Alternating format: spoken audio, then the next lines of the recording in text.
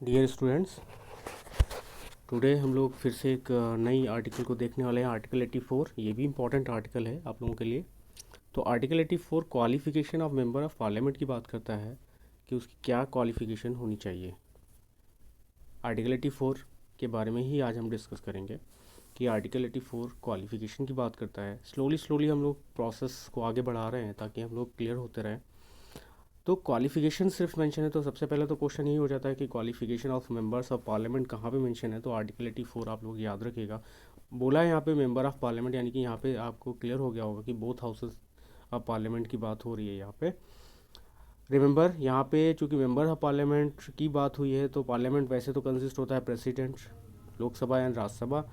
तो यहाँ पे जो बात है वो प्रेसिडेंट की बात यहाँ पे नहीं की गई है।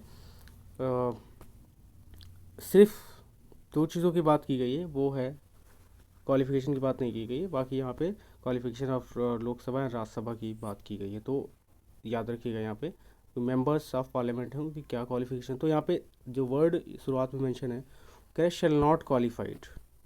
शेल नॉट से हो रहा है, निगेटिव एस्पेक्ट से लेकर चल रहा है कि शेल नॉट बी क्वालिफाइड, वो नहीं क्वालिफाइड माने जाएंगे अगर जो ये फॉलोइंग कंडीशन उसमें नज़र नहीं आती हैं। कौन कौन सी फॉलोइंग कंडीशंस हैं? एक तो सबसे पहले सिटीजन ऑफ इंडिया होना चाहिए, आप लोगों को क्लियर है यहाँ पे। सिटीजन ऑफ इंडिया होना उसका बहुत ज़रूरी है। उसके बाद क्या बात है, और उसके बाद जो है वो उसकी एज की बात हुई है, यानी कि पहले में जो है सिटीजनशिप की बात हुई है। तो ये आप लोग, मैं पॉइंट में आपको दे रहा हूँ यहाँ पे कि पहला पॉइंट है यहाँ पे कि सबसे पहले तो सिटीजनशिप की बात हुई है, ठीक है। सिटीजन एक बात, दूसरी बात एज से रिलेटेड है, एज उसकी कितनी होनी चाहिए। तो यहाँ पे दोनों में डिफरेंस है। अगर उसका काउंसिल ऑफ स्टेट की बात यानी कि राज्यसभा की बात करें तो जो है उसकी ये 30 मानी जाती है, और अगर लोकसभा की बात करें तो 25 ईयर है। तो ये आप लोग याद रखिएगा। तो ये दो बातें हो गई एज से रिलेटेड बात हो गई। तीसरी इंपॉर्टेंट बात क्या है यहाँ पे, जो कि अदर क्वालिफिकेशन वर्ड यूज़ किया जाता है, उसकी बात है यहाँ पे तीसरे में, अदर क्वालिफिकेशन। अदर क्वालिफिकेशन ये आप लोग याद रखिएगा।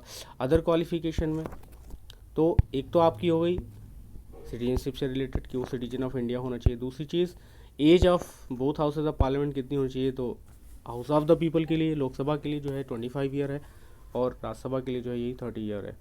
And third one is the other qualification, जो भी पार्लियामेंट के द्वारा लॉज जो बनाए गए हैं उसके हिसाब से जो वो पजेस्ट करता हो। तो ये इंपॉर्टेंट बातें हैं, यही क्वेश्चन आपके सामने आएगा, तो ये लोग आप लोग याद रखिएगा। तो हमने डिस्कस कर लिया क्या, आर्टिकल 84 जो कि क्वालिफिकेशन की बात करता है। क्वालिफिकेशन की बात करता है आर्टिकल 84, याद रखिएगा। इससे पहले हमने जो है ड्यूरेशन की बात की थी कि कितना टाइम पीरियड होता है। 83 में हमने बात की थी ड्यूरेशन की, कितने टाइम के लिए होता है ड्यूरेशन, तो वहाँ पे हमने डिस्कस कर लिया था। आज हमने आर्टिकल 84 डिस्कस कर लिया है। तो दैट्स ऑल टुडेज़ क्लास।